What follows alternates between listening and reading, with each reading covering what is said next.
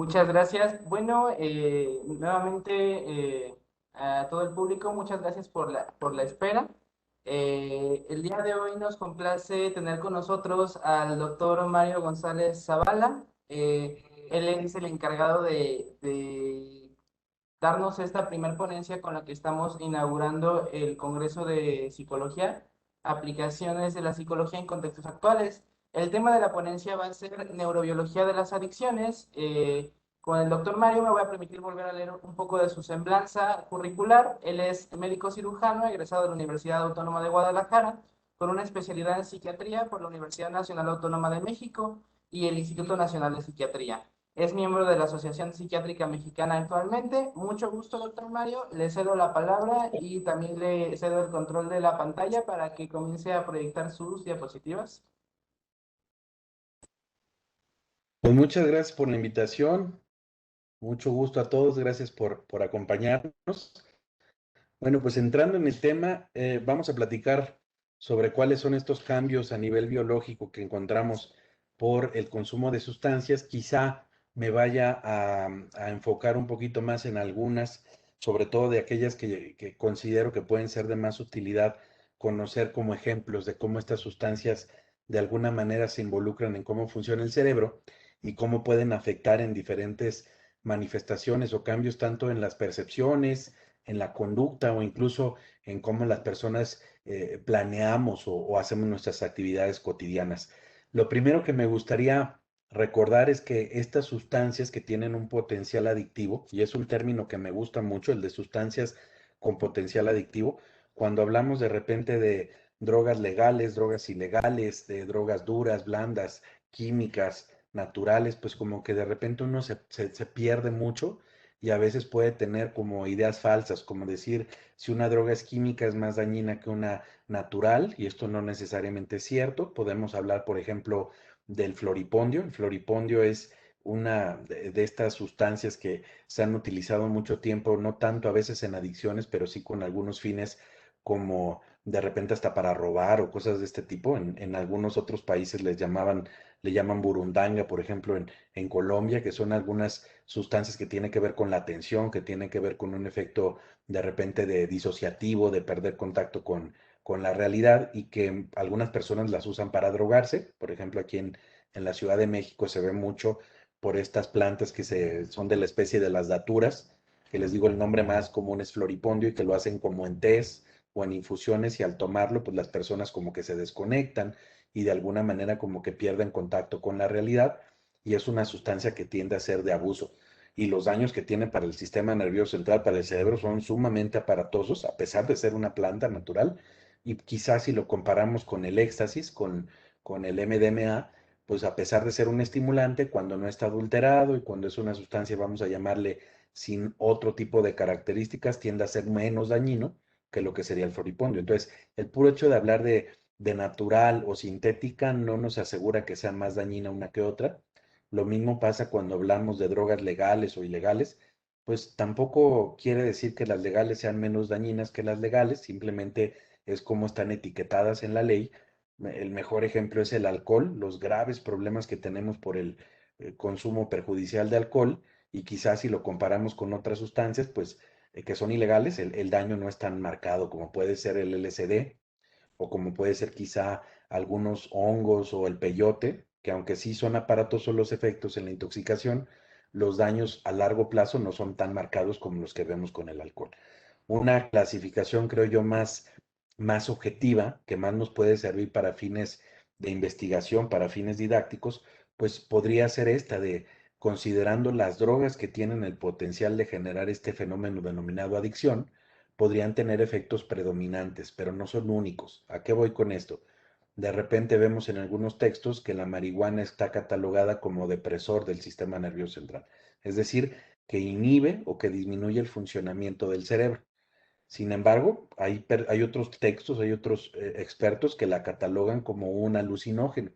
Y así lo podemos encontrar. En algunos lados dice la marihuana es alucinógena, en otros dice que es depresora, y en verdad no están peleados porque hay personas que cantidades altas de marihuana o incluso no tan altas pueden llegar a provocar alucinaciones.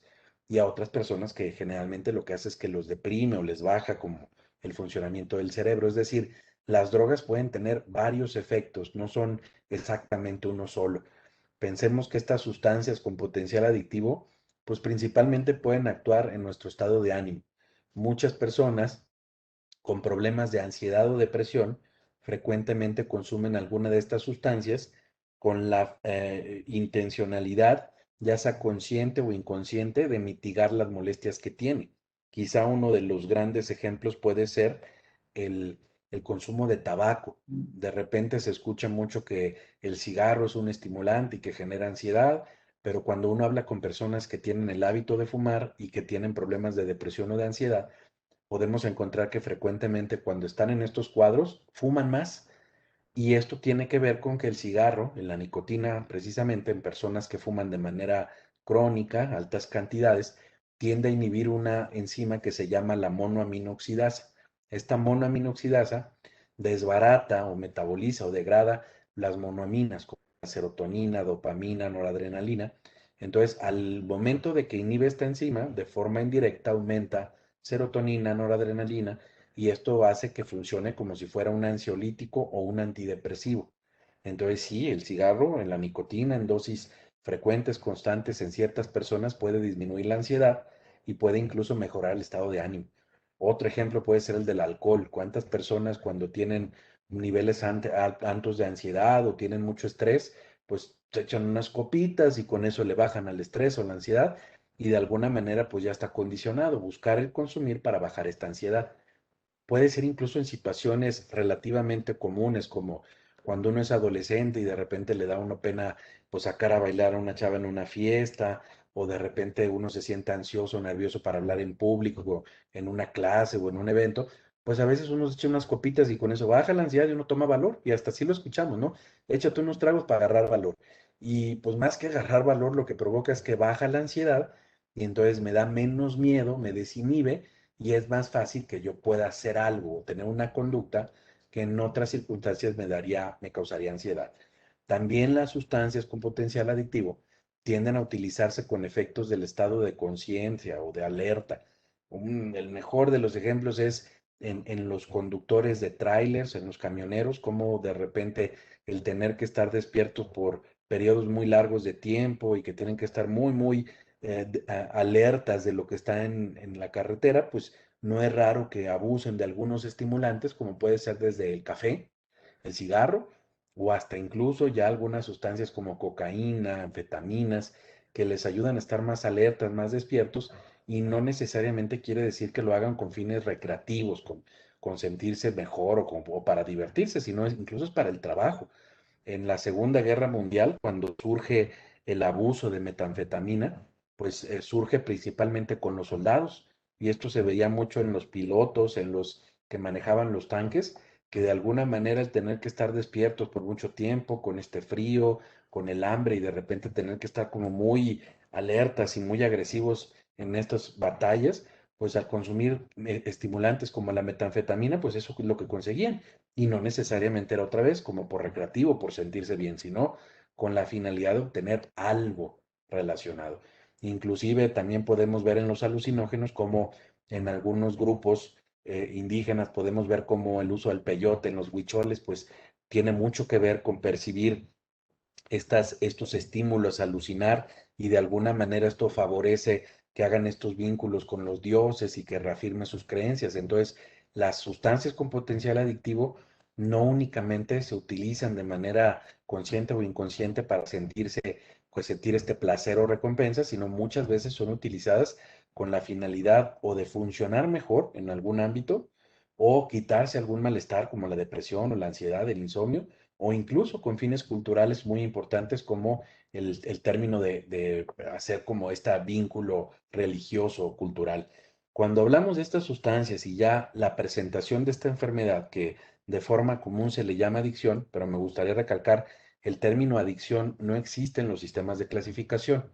Cuando hablamos de enfermedades mentales o trastornos mentales, tenemos dos formas de poderlos conocer o etiquetar. Uno es la Clasificación Internacional de Enfermedades, o la CIE, que estamos ya por iniciar, o cada vez más se está implementando la número 11, y otro es el DSM-5, que es el Manual de diagnóstico estadístico que se usa principalmente en Estados Unidos y que fue creado por la Asociación Psiquiátrica Americana. La CIE es de la Organización Mundial de la Salud y el DSM de Estados Unidos, de la Asociación Psiquiátrica Americana. Cuando hablamos de las enfermedades vinculadas con el consumo, principalmente los términos que escuchamos son trastorno por uso de sustancias, ese es en la CIE, perdón, en la DSM-5, y se clasifica en leve, moderado y severo. Y para el caso del CIE-10, que es el que se usa de manera más vigente, tenemos dependencia y tenemos consumo perjudicial. Es decir, en ninguno de los dos aparece el diagnóstico de adicción. Sin embargo, es el que usamos de manera como coloquial, el que escuchamos en los foros científicos, en los foros políticos, en los diferentes ámbitos, pero nuevamente no existe esto en los sistemas de clasificación. Y esto es importante porque a pesar de que yo esté usando este término de adicción, a nivel de diagnóstico está mal utilizado. Lo que más se parece a esta adicción es precisamente el diagnóstico de trastorno por dependencia a sustancias. Esto de acuerdo a la clasificación internacional de enfermedades. Cuando hablamos de esta enfermedad, biológicamente o neurobiológicamente, las alteraciones que se han reportado más tienen que ver precisamente con alteraciones en este sistema de dopamina, el sistema dopaminérgico, que tiene mucho que ver con la percepción del placer o el tono hedónico. Esto que nos hace sentir placer o recompensa por las cosas, que es un condicionante positivo y que favorece que repitamos cosas como bañarnos, hacer ejercicio, cuidarnos para tener una pareja, trabajar, y que cuando estas sustancias de alguna manera hacen que esta percepción de placer baje, pues favorecen que uno abandone las actividades, responsabilidades o incluso las cosas que eran importantes para uno. Otros de los cambios tienen que ver con el sistema de toma de decisiones, principalmente este aparato cortical, esta corteza frontal con sus divisiones prefrontal, orbitofrontal, etcétera, que tiene mucho que ver con la atención, la toma de decisiones, el análisis, y que al verse afectado puede llevar a la persona a que tenga una pérdida del control en cómo consume y cuándo consume, y que se presente un consumo compulsivo. ¿Que a qué se refiere esto? Un consumo repetitivo, a pesar de tener consecuencias negativas y que la persona no puede frenar. Otras de las alteraciones frecuentes tienen que ver con problemas en la ínsula. Esta ínsula, que es una corteza de alguna forma que está pues muy vinculada con la corteza temporal y con el lóbulo frontal, es un sistema, vamos a llamarle de relevo, donde se integran las percepciones del cuerpo, las percepciones viscerales, y de alguna manera se integran en el cerebro para darles una connotación emocional y una connotación en la parte cognitiva o intelectual. Un ejemplo burdo de esto es cuando de repente estamos saliendo con el hombre, mujer o quimera, lo que les guste, y de repente uno está como muy enamorado y empieza a sentir esas mariposas en el estómago, en las tripas, y de repente uno dice, es que estoy enamorado por esas mariposas. Fíjense cómo esta interpretación de una sensación en el intestino llega a la interpretación emocional de enamoramiento y a la parte intelectual de decir, estoy enamorado de esta persona y empezar a construir estos castillos en el aire cuando uno está muy enamorado. En esto tiene mucho un papel la ínsula, que es la que integra las percepciones viscerales con las emociones y con la corteza para la cognición o el valor que se le da a la interpretación de estos malestares. Esto tiende a afectarse mucho en las adicciones, de forma en que las personas que tienen ya una dependencia a sustancias, cuando abandonan su consumo y empiezan a tener taquicardia, malestares gastrointestinales, sudores, temblores, opresión en el pecho, la interpretación emocional va vinculada a me siento mal, estoy ansioso porque necesito la droga, y después aparece el pensamiento entre si consumo me voy a sentir mejor. Otro tiene que ver con los sistemas como el serotoninérgico, que es uno de los neurotransmisores que más se vincula a la percepción de problemas como la depresión o la ansiedad, y es por esto que cuando hay alteraciones en este sistema podemos tener síntomas de depresión o de ansiedad muy parecidos a que una persona esté deprimido o tenga un trastorno de ansiedad, pero que es provocado por el abuso de estas sustancias. Otro muy estudiado tiene que ver el sistema de oxitocina, que es una de las sustancias que más se ha vinculado con este fenómeno del apego, de sentir cercanía, pertenencia a un grupo de pareja, de mamá e hijo. Y al afectarse este sistema de oxitocina, la percepción de cercanía, de pertenencia es menor, y esto favorece que las personas con dependencia terminen de alguna manera segregándose, aislándose, sintiéndose menos cerca de otras personas. Y otro de los más estudiados probablemente tiene que ver con el sistema del estrés.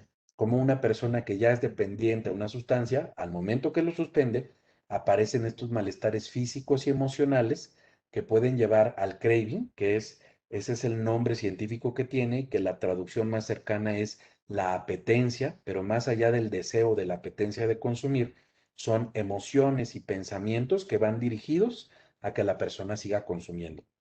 Un ejemplo es cuando uno es muy tragón y le encanta comer, vamos a llamar dulces, y de repente el dulce favorito de uno son el pastel de chocolate, y uno de repente se le antoja porque vio ahí un pastel de chocolate, no solo está emocionado porque lo quiere, sino también está pensando lo rico que le va a saber y que si no se lo come se va a sentir nervioso.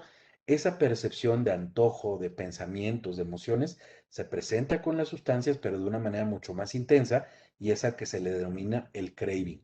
Y el sistema también que tiene que ver con esta manifestación del eje hipotálamo, hipófisis adrenal, que son varias del cerebro que terminan dando señales a las glándulas suprarrenales, las que están arriba de los riñones, y que favorecen la liberación de adrenalina y cortisol, que esto lo que favorece es estas manifestaciones físicas muy vinculadas con excesos de adrenalina y de cortisol en el cuerpo que vemos en los síndromes de abstinencia. Pensemos en el más frecuente o más estudiado que puede ser el de alcohol.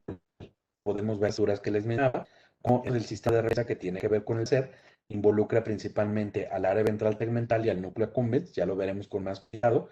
En el caso que tiene que ver con el control, la planeación, pensamiento, motivación, impulso, intervienen estas áreas frontales, corticales o estas áreas anteriores de la corteza frontal. Y cuando hablamos de la memoria, aprendizaje o malestar emocional, se vincula mucho la amígdala y el hipocampo. Las alteraciones en estas estructuras, en estas vías, pueden llevar alteraciones en la cognición, a estos pensamientos erróneos de que si consumo alcohol me quita la ansiedad, bailo mejor y me llevo mejor con las personas. Y esta aparece ese pensamiento errático que es por la asociación de que cuando tomo me baja la ansiedad, entonces me animo a hacer cosas que normalmente no haría y eso se queda guardado en la memoria, en el hipocampo, y se vuelve un pensamiento erróneo, mal codificado, que de repente hace que la persona perpetúe el consumo por de una manera consciente o inconsciente perpetuarlo, cuando la mayoría de las veces, cuando ya es dependiente que consume alcohol, pues más que desinhibirlo y lograr que pueda tener una mejor socialización, lo que termina siendo es celoso y termina vomitado y termina de repente pues en una circunstancia muy, muy desagradable. Esto lo lleva a impulsividad y muy frecuentemente a tener conductas incluso agresivas. Otro tiene que ver con los estados emocionales negativos, inclusive como el dejar de consumir cuando hay algún problema, o cuando hay una supresión del consumo puede llevar a que las personas presenten estados de depresión, de ansiedad, de ira. Estos sistemas pues principalmente se afectan a nivel microscópico y tiene mucho que ver con el funcionamiento de los neurotransmisores como serotonina, norepinefrina, dopamina, pero estos son solo algunos. Encontramos también que tiene que ver con glutamato, con GABA, con acetilcolina. La dopamina a nivel de frontal, a nivel de la corteza frontal, favorece, ayuda mucho a esta facultad de poner atención. Si estas neuronas en la corteza frontal, la presináptica, la dopamina en el espacio intersináptico, la posináptica tiene receptores, los capta y sus vías, sus neuronas están funcionando, pues entonces favorece que la persona pueda poner atención. ¿Qué puede afectar a este nivel esto? O que se libere menos dopamina en el espacio intersináptico, es decir, hay menos esta señalización químico-eléctrica, que disminuye el número de receptores, porque puede haber mucha dopamina aquí, pero no hay receptores que lo capten y que de alguna manera lo integren para poner la función. O también se puede afectar porque estos neurotransmisores, cuando se liberan en el espacio intersináptico, de alguna manera se vuelven a capturar por la neurona para volverlos a utilizar. Es un mecanismo de reciclaje. Disminuyen la recaptura de la dopamina para volverse a utilizar y al acumularse más dopamina en el espacio intersináptico, la respuesta de la neurona es que crea más receptores y como hay más receptores y más dopamina, la neurona está regulada a la alta, es decir, está sobreestimulada.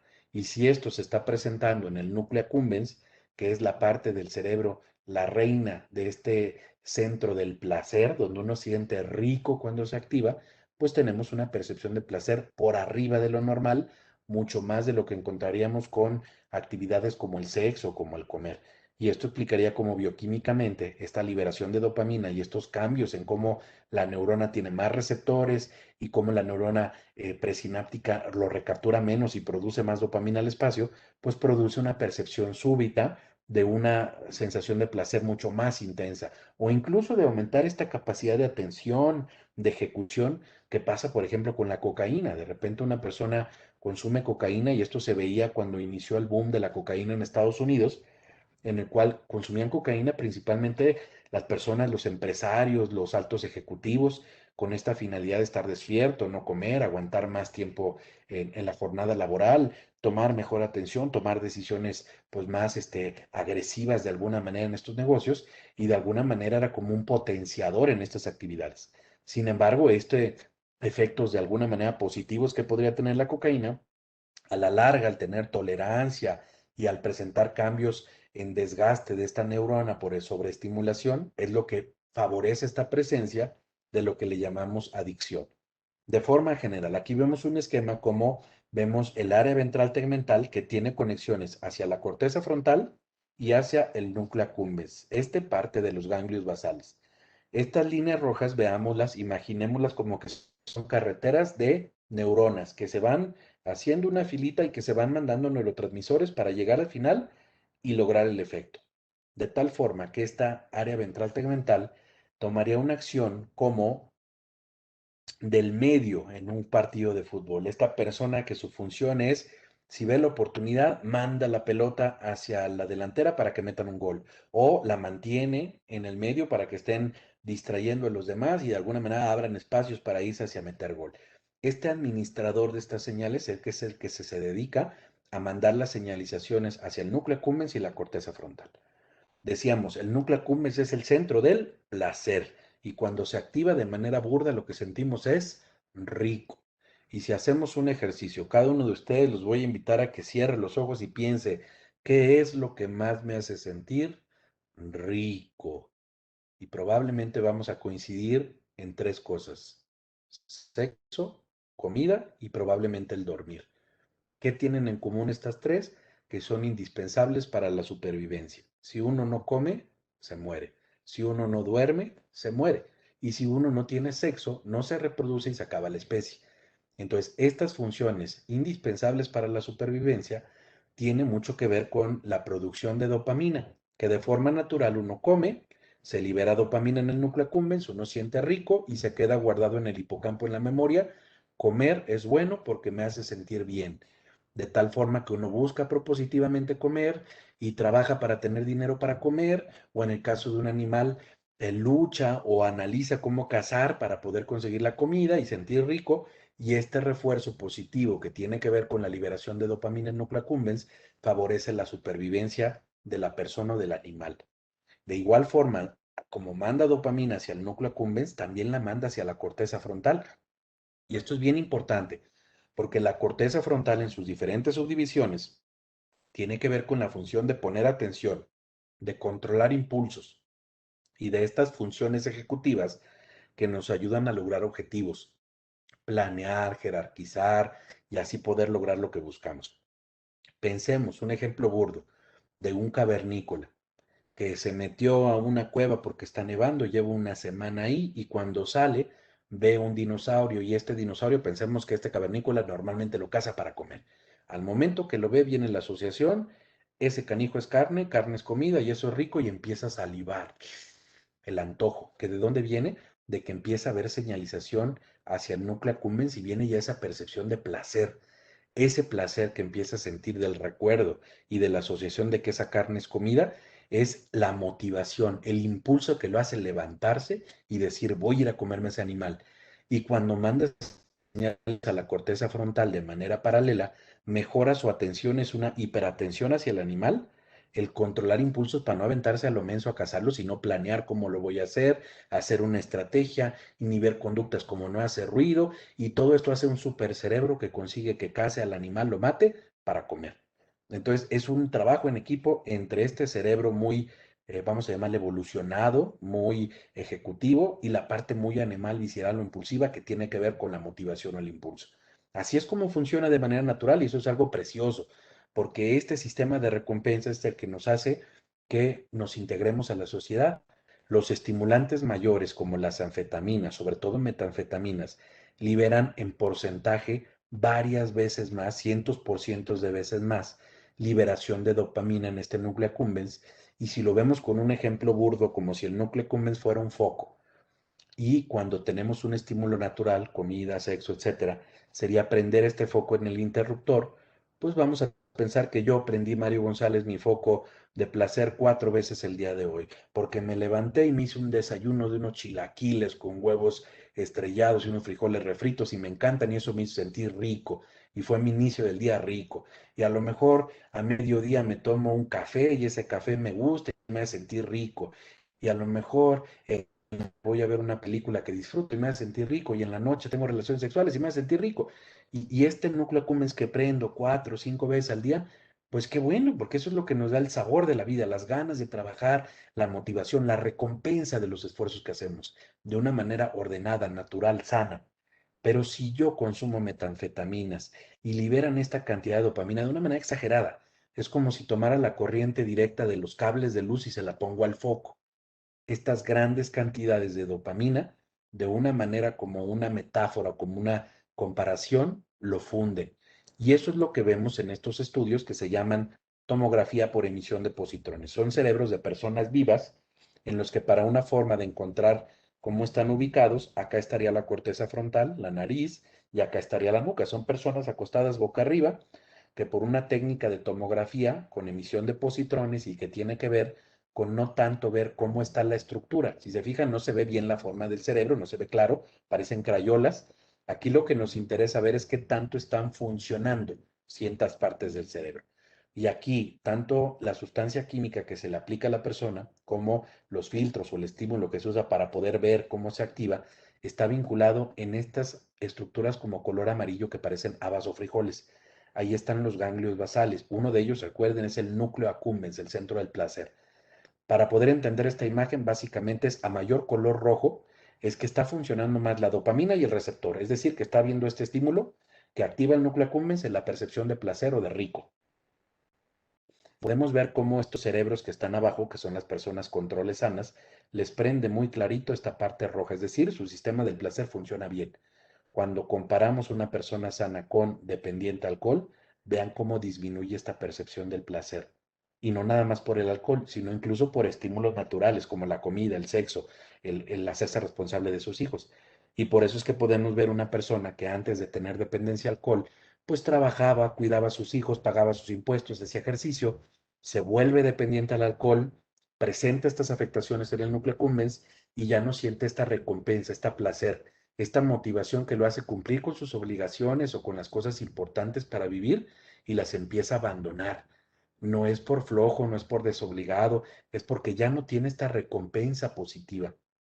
Inclusive esto se ha visto en personas, algunas personas que tienen obesidad y que aparentemente tienen cambios en el cerebro muy parecido a las adicciones. No todos, no estoy diciendo que los obesos o los que estamos gordos somos adictos. Yo estoy gordo y no considero que tenga adicción a la comida, pero hay ciertos tipos de obesidad vinculados a atracones de comida y que presentan hasta casi síndrome de abstinencia a la comida, que tienen estos cambios en el núcleo accumbens en que disminuye el placer por este exceso de estimulación por alimentos, sobre todo palatables, así les llaman los norteamericanos, que son alimentos altos en algunos tipos de, ¿cómo se llaman estos? De carbohidratos vinculados con el maíz, con estos, como vamos a llamar jarabe de maíz, que son principalmente la comida chatarra, muchas cosas dulces, hamburguesas, etcétera, que tiene esta característica de generar dopamina y ser más adictivos de alguna manera.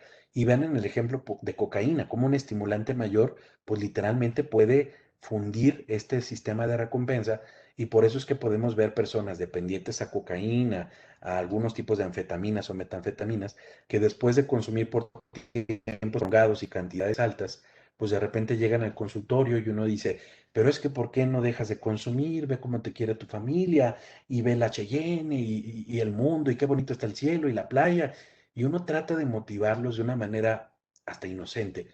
Y no pensamos en que si esto lo tiene fundido por más cosas positivas, más cosas que le presentemos agradables, el cerebro no las percibe, y como no las percibe, no las siente la persona, y como no las entiende, no los motiva.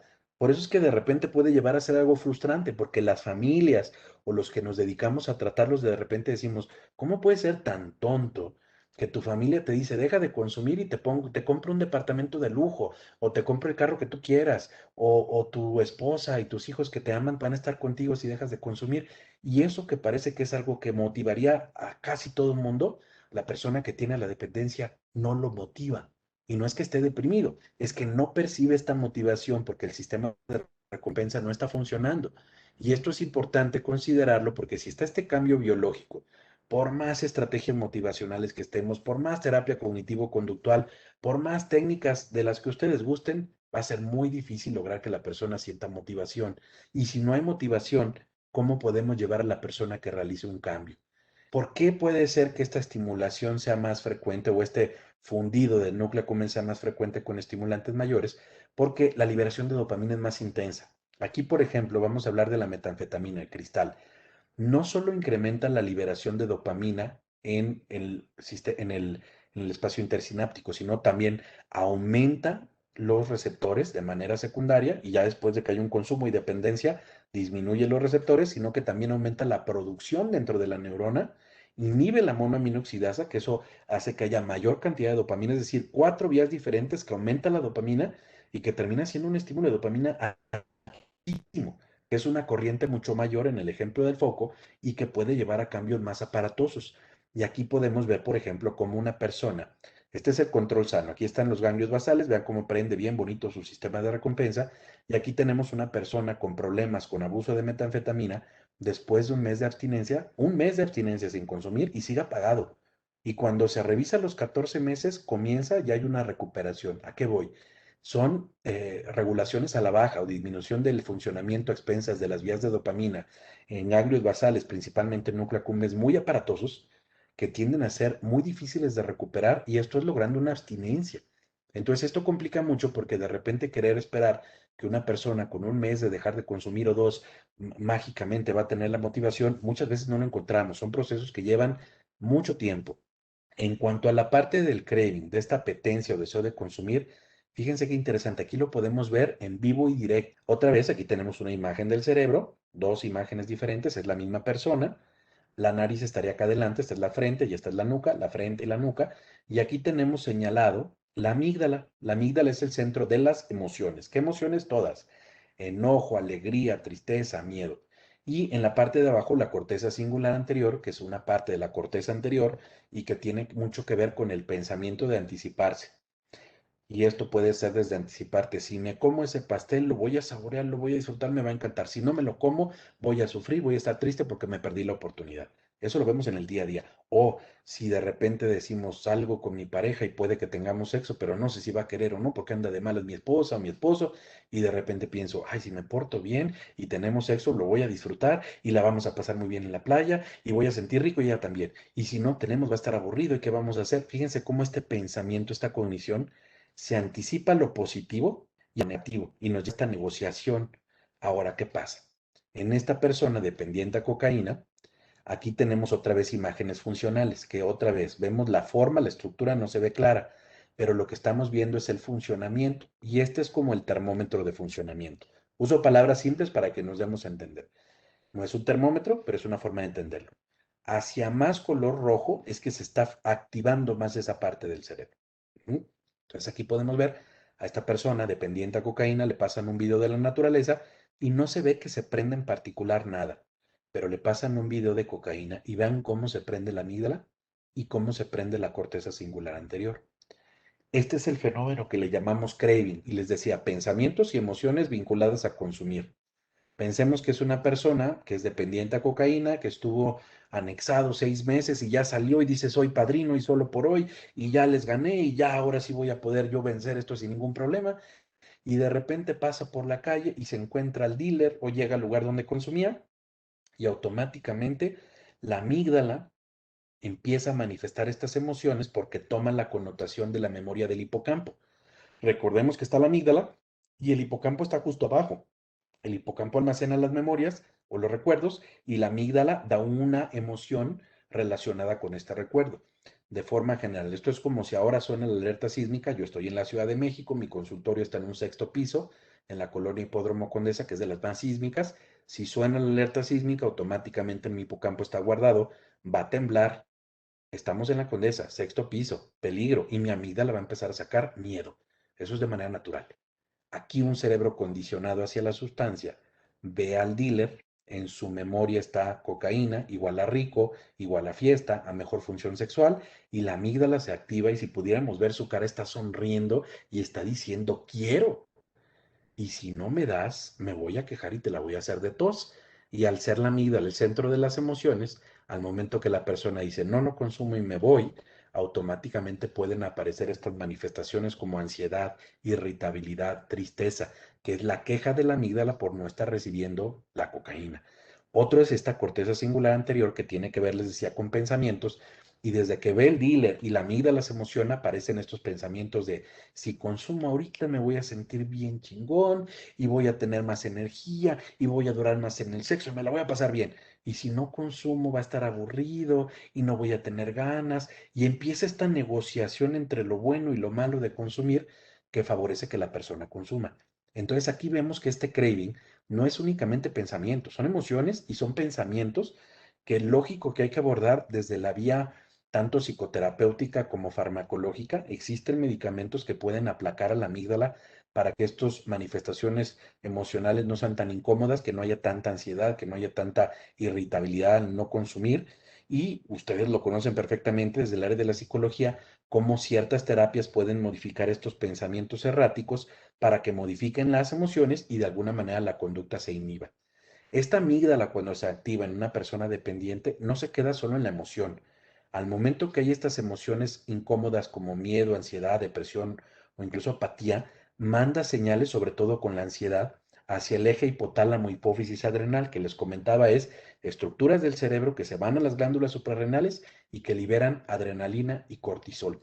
Y esto es lo que hace que muchas partes del cuerpo estén estimuladas de más, como los músculos, el corazón, el intestino, y por eso es que en estos estados de síndrome de abstinencia puede haber sudores, temblores, taquicardia, hasta convulsiones, porque el cuerpo está hiperexcitado por adrenalina. No nada más es este eje que tiene que ver con cortisol y adrenalina, sino también tiene que ver con el principal excitador del cerebro que se llama glutamato y que este cerebro hiperexcitado por estrés puede llegar a que la persona convulsione.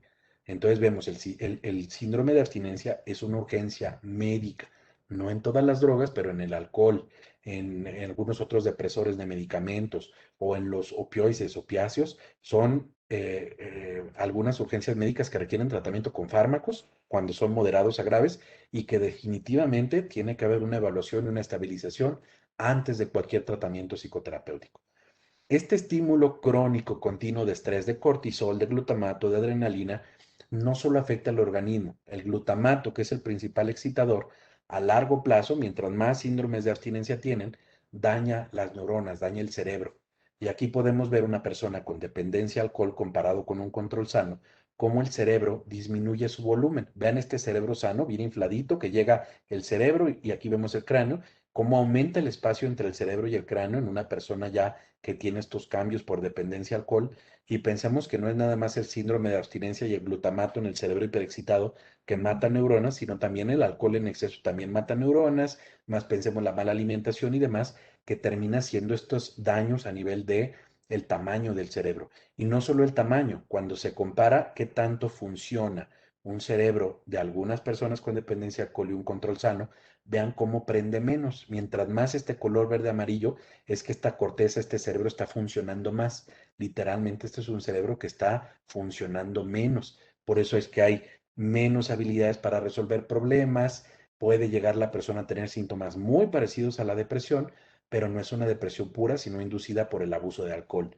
En el caso de cocaína, podemos ver cómo también el abuso de cocaína disminuye este funcionamiento de la corteza orbitofrontal, mientras más color amarillo rojo es que está funcionando más. Ven esta corteza orbitofrontal de un control sano comparado con una persona dependiente a cocaína que disminuye y que al funcionar menos la corteza orbitofrontal, esto lleva a una mala regulación de los impulsos, impulsividad, y esto favorece un consumo compulsivo, es decir, repetitivo, sin una finalidad y a pesar de las consecuencias negativas que no necesariamente la persona puede controlar.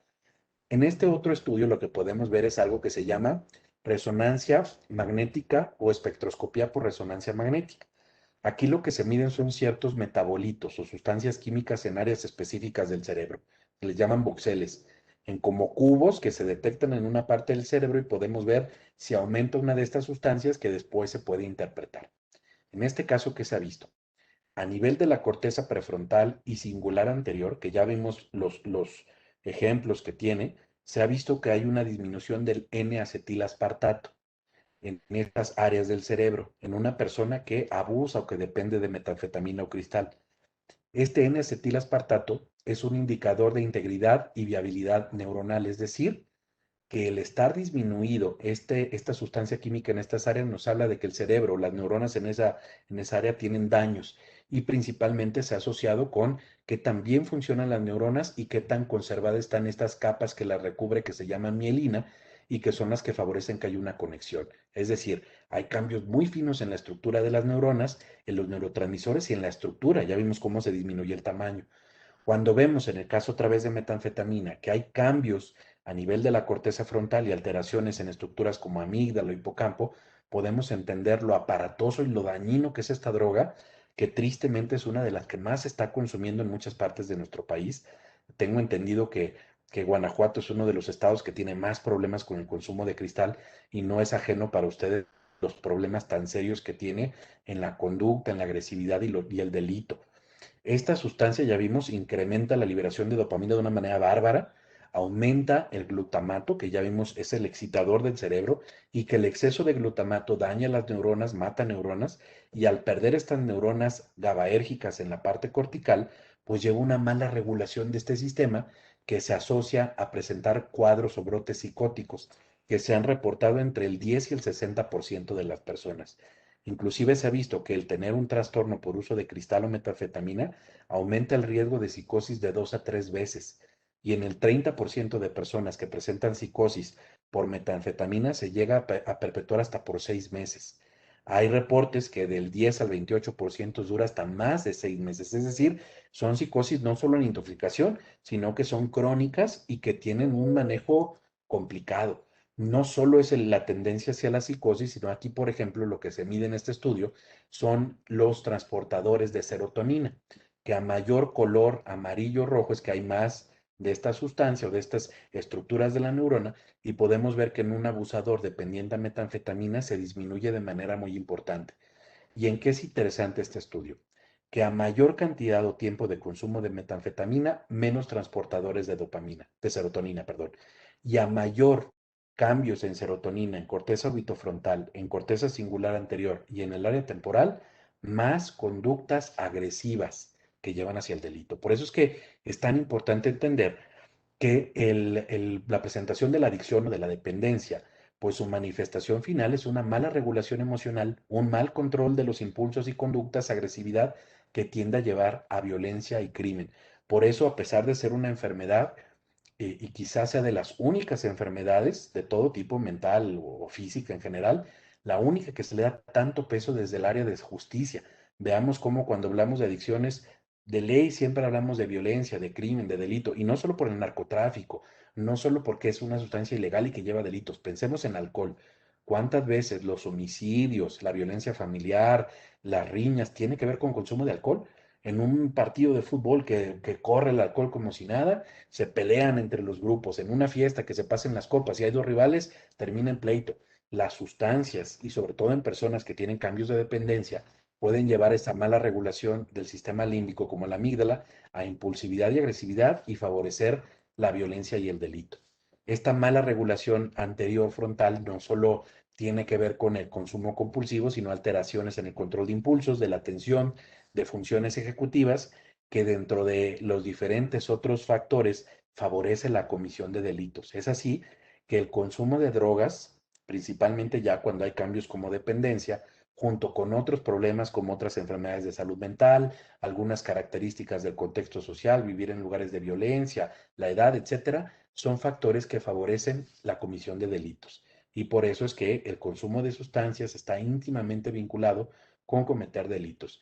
Ya decía Goldstein, este sociólogo hace mucho tiempo, el consumo de drogas puede vincularse con delito. Uno, por el efecto que está bajo la intoxicación. Una persona que está con consumo de alcohol está desinhibido y puede sacar más la emoción y agredir, o puede estar sobreestimulado, paranoide como con cocaína, y dentro de esto agredir a una persona, sino también por el consumo crónico que tenga cambios como los que ya vimos a nivel cortical, a nivel del sistema límbico. Otro es el que tiene que ver con el consumo compulsivo. Una persona que ya es dependiente, deja de consumir, tiene síndrome de abstinencia, tiene craving, no puede controlar el consumo y tiene que buscar formas de consumir. ¿Y cómo lo hace? Robando. Y primero empieza quizás robando en casa, después afuera, y ahí es donde se convierte un delito. Y otro es el sistémico, que es el vinculado con narcotráfico, con cuestión de crimen organizado y demás, que eso fuera de la neurobiología. ¿Por qué es importante hablar de otras enfermedades mentales cuando hablamos de adicciones? Porque aquí podemos ver el ejemplo de un cerebro de un adulto con déficit de atención y hiperactividad. Y si se fijan, el funcionamiento de su corteza frontal y de estos ganglios basales, donde está el núcleo accumbens y el sistema del placer, funcionan menos que en un adulto sano. O sea, se parecen mucho los cambios cerebrales de un adulto con trastorno por déficit de atención y hiperactividad que los que vemos por adicciones. Y si le sumamos esto más el consumo de sustancias, pues imaginémonos cómo se vuelve de aparatoso. En el déficit de atención se ha visto, en este estudio lo que se hizo es que a hombres y mujeres que ya tenían conductas hacia el delito y tenían déficit de atención, se les dio tratamiento. Y cuando estaban en tratamiento, los índices de volver a tener conductas delictivas disminuían de forma estadísticamente significativa. Es decir, así como un adulto con TDAH, déficit de atención e hiperactividad, que ya tiene tendencia a cometer delitos, si se trata, bajan las conductas delictivas, lo mismo pasa en una persona con adicciones que comete delitos que se favorecen por este consumo de sustancias cuando se trata. Es muy frecuente, es más la regla de la excepción, que las personas con adicciones tengan otro trastorno mental. En este estudio que hicimos el doctor Carlos Lima y un servidor en una muestra de personas adultas en un centro de las asociaciones civiles de adicciones en la Ciudad de México, encontramos que de la muestra que presentamos de aproximadamente 150 personas, casi el 67% tenían otra enfermedad mental, aparte de la de adicciones, que se llama este fenómeno diagnóstico dual, es decir, un problema de adicciones más otra enfermedad mental. Y que la más frecuente fue el TDAH, casi en una cuarta parte.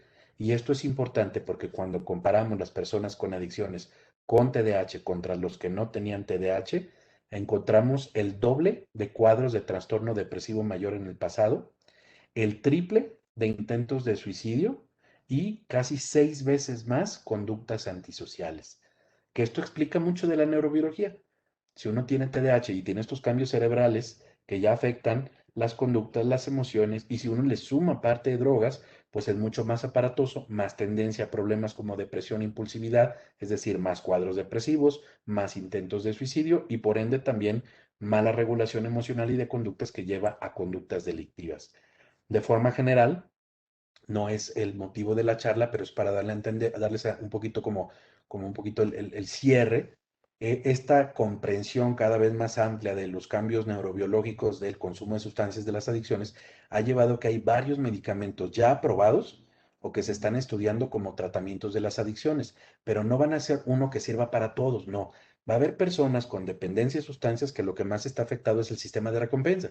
Y en ellos quizá hay algunas estrategias como las vacunas, como evocar la función de la oxitocina, la gabapentina, el topiramato. Va a haber otros que no tengan tan afectada esta vía, sino es más la que tiene que ver con la amígdala y el hipocampo en cuestiones como el craving. Y ahí se ha visto en algunos casos la gabapentina, en acetilcisteína. Va a haber otros que va a tener más que ver con el control de impulsos, con la corteza frontal. Y aquí se ha visto el ejemplo, por ejemplo, del modafinilo, N-acetilcisteína. Es decir, de forma general me gustaría hacer un cierre explicando que a pesar de que sabemos mucho de los cambios neurobiológicos de la dependencia, llamada adicción o consumo de sustancias, no se presentan en todos los individuos. Son los que se han visto, los cambios en los diferentes consumidores, pero va a haber algunos que van a tener más de uno, más de otro, va a haber algunos que no presenten exactamente los mismos cambios, y esto a qué nos lleva, que el tratamiento de una persona con trastorno por uso de sustancias o adicciones debe de ser un traje a la medida, no puede ser algo que se maquila o que se repite y que es igual en todos. Y no estoy hablando únicamente a nivel de medicamento, inclusive así debería ser a nivel de psicoterapia. Si queremos usar algo muy de entrevista motivacional, muy de motivación, cuando el sistema de recompensa no funciona, probablemente no sea la mejor opción. Si lo que más está dañado tiene que ver con la parte cortical y control de impulsos, pues a lo mejor necesitamos un medio de contención como internamientos o más manejo de límites. Si lo que tenemos más es un craving muy aparatoso, emocional, que lleva incluso a muchas manifestaciones físicas, hay fármacos excelentes que lo pueden regular y acompañado con un buen proceso psicoterapéutico, los resultados pueden ser excelentes. Pues esta es la información que les comparto el día de hoy. Muchas gracias por la invitación y creo que tenemos unos cuantos minutitos por si hubiera algún comentario o alguna pregunta. Así es, le agradecemos mucho, doctor, que haya estado aquí con nosotros y compartido este tema tan interesante y tan importante. A continuación, vamos a pasarle algunas preguntas que nos hicieron llegar. Les recuerdo que igual todavía pueden continuar haciendo preguntas. Y también les recuerdo antes de comenzar con esto que al finalizar la ponencia se les enviará un link por medio del chat de una encuesta de satisfacción que será tomada en cuenta como asistencia a la ponencia. Entonces, para que estén al pendiente. La primera pregunta que nos hacen llegar, nos la hace llegar Magali Aguilar. Dice, con base en lo que explica sobre los neurotransmisores, ¿cómo influye el consumo de heroína como parte del tratamiento de la tuberculosis? Perdón, no entendí muy bien esa pregunta. Ok, dice ahí nuevamente, con base en lo que explica sobre los neurotransmisores, ¿cómo influía el consumo de heroína como parte del tratamiento de la tuberculosis? No sé. No, no, no entiendo a qué se refiere porque no, no era como un tratamiento per se para tuberculosis aprobado. Si hay algunos medicamentos derivados del opio que se llegan a utilizar para problemas como son la expectoración, la tos, el dextrometorfano, por ejemplo, que tiene algo que evoca así ese tipo de sustancias, y como son sustancias depresoras del sistema nervioso central, también deprimen la respiración. Entonces, uno de los problemas más serios de el abuso de heroína de este tipo de sustancias es que reprime el centro respiratorio. ¿Qué implicaciones puede tener alguien con tuberculosis o cualquier enfermedad respiratoria? Si de por sí ya está afectada la parte respiratoria y de intercambio de oxígeno, si uno deprime el funcionamiento del cerebro, pues por supuesto que va a complicar, va a haber menos oxigenación y puede tener más complicaciones a nivel respiratorio. Y no es nada más para la tuberculosis, podría pasar con el COVID incluso. Ok, muchas gracias. También nos hacen la pregunta Rosa Isela Martínez. ¿Se puede decir que las personas que incumplen con sus obligaciones de asistencia familiar, conducta que se sanciona penalmente, se encuentran enfermos? No necesariamente todo, repito, hay centros del cerebro que nos llevan a tener estas conductas. Sin embargo, también pensamos que podemos tener estas partes del cerebro que están funcionando de una manera normal, pero por nuestro tipo de personalidad o por las decisiones que tomamos en la vida, no ser responsables. Por eso hay que tener mucho cuidado. Una cosa es un enfermo, que hay partes del cerebro que no le funcionan como deberían, y otra es una persona que tiene la capacidad, tiene el control, pero no lo hace por decisión propia, que eso ya es una falta. Ok, muchas gracias. Otra pregunta que nos llegan a hacer, Fanny Quintero dice, he leído que pueden aparecer trastornos mentales o de la conducta por el consumo de alcohol. ¿Cuáles son estos y bien cómo se pueden detectar cuando han sido generadas por dicha sustancia? Buena pregunta. Se han hecho estudios en los que personas dependientes al alcohol, cuando dejan de consumir alcohol de forma abrupta, casi el 80% presentan síntomas idénticos a una depresión. Sin embargo, cuando se han dejado sin tratamiento por un mes, únicamente queda como el 20%. ¿A qué voy? Son síntomas que llegan a presentarse por la supresión del alcohol y la mala regulación. En cuanto a cómo identificarlos, es muy complicado porque inicialmente se ven iguales. ¿Qué puede ayudar a identificarlos? Si la persona tiene un cuadro idéntico a depresión, ya ha tenido depresiones en el pasado sin alcohol, tiene familiares que han tenido depresiones. Tenemos los antecedentes heredofamiliares y los antecedentes de depresiones previas. Ya eso nos da más peso. Si nunca lo había tenido y se está presentando en este momento, no hay antecedentes heredofamiliares y se vincula mucho también a los problemas que tiene por estar anexado, problemas con la familia, muy probablemente no sea depresión primaria, sino secundaria al consumo de alcohol. De forma general, si se piensa bien y se utiliza un buen antidepresivo, en los dos casos puede funcionar. Y una última pregunta que nos hacen es, ¿cuál es la función de las drogas de sustitución a nivel fisiológico? Buenísima, buenísima. Las drogas de sustitución es meramente darle a tole con el dedo al cerebro y para que la amígdala no esté quejando de que no le estás dando la droga, le estás dando algo parecido a la droga, pero que no es tan dañino. Y de alguna manera este sistema del estrés y cortisol, adrenalina y demás no se activa como lo haría si no tuviera la sustancia y es menos incómodo físicamente y emocionalmente el síndrome de abstinencia. Sin embargo, hay que tener cuidado con esto. Muchas de estas sustancias de sustitución siguen teniendo potencial adictivo. Tal es el caso de heroína y metadona. La metadona sigue siendo, a pesar de que es un medicamento y que está regulado, sigue teniendo este potencial adictivo. Entonces, a veces estas terapias de sustitución es cambiar de una adicción a otra adicción que sea menos dañina. Y hay una pregunta aquí en el chat que dicen, ¿cómo reeducar el pensamiento para regular los centros de placer? Pues lo que nos dicen las abuelitas, ¿no? Aprender a tener tolerancia a la frustración, a no ser atascado, a moderar la comida, el juego, los videojuegos. Si aprendemos a moderar estas conductas placenteras, a tener un orden, límites y a no gratificarnos de una manera desmedida, es más probable que si no tenemos una enfermedad mental, podamos regular más estos sistemas del placer. Y yo les digo de repente a mis pacientes o amigos, imagínate que tienes 10 fichas y estas 10 fichas las usas cada día para sentir placer. Si todas las usas en sexo, probablemente vas a tener broncas. Si todas las usas en comida, vas a tener broncas. Si todas las usas en videojuegos, igual. O en trabajo, como workaholic o adicto al trabajo. Si las moderamos y pongo 2 fichas al trabajo, 2 a ejercicio, 2 a familia, 2 a sexo, una comida, muy probablemente esté más balanceado y el día que me falte una de las otras, no voy a sentirme perdido. Muchas gracias. Sí, muchas gracias, doctor. Nos siguen haciendo un par de preguntas más. No sé si todavía tengamos, creo que tiempo para responder una más, aunque sea. Nos ponen, ¿cómo sería el tratamiento de una persona con adicción? Como les comenté, es un traje hecho a la medida. Primero hay que hacer una buena evaluación para ver si tiene dependencia o tiene abuso o consumo perjudicial. Después de eso hay que ver qué tanto está dañado no solo a nivel cerebral, sino en otras enfermedades mentales. Si tiene depresión, ansiedad, trastorno bipolar, hay que ver si tiene otras alteraciones físicas, porque también puede dañar, por ejemplo, el alcohol, el hígado, el cigarro, los pulmones, la cocaína, infartos.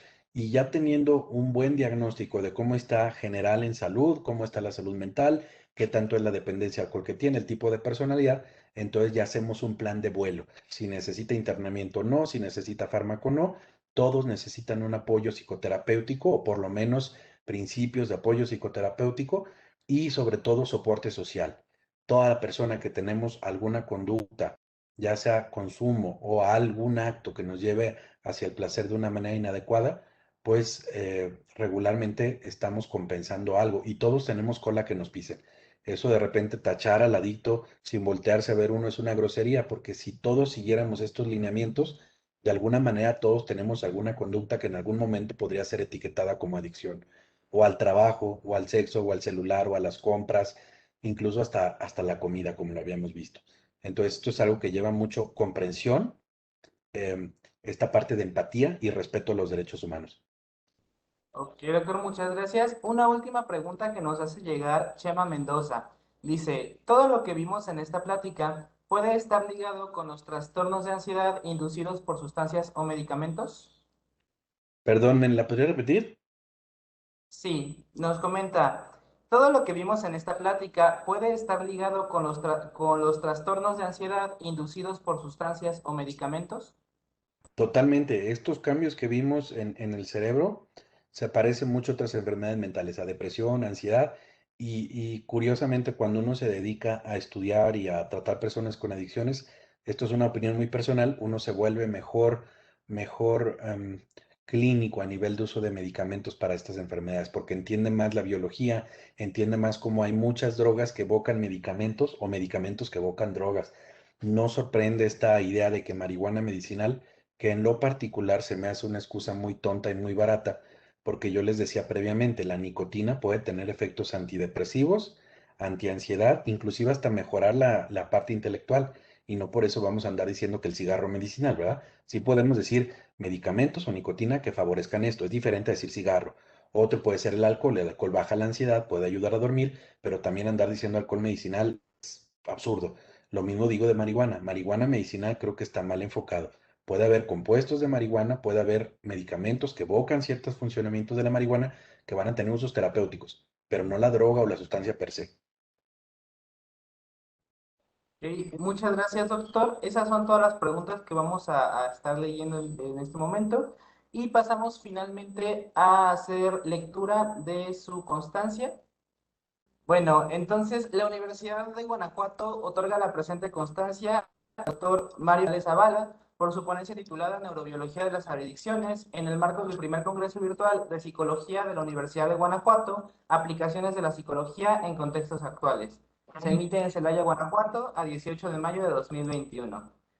Agradecemos muchísimo su participación en esta ponencia y por habernos acompañado en esta apertura del Congreso y agradecemos mucho, esperamos tener nuevamente la oportunidad de colaborar con usted dentro de alguna futura evento de la asociación o de la universidad.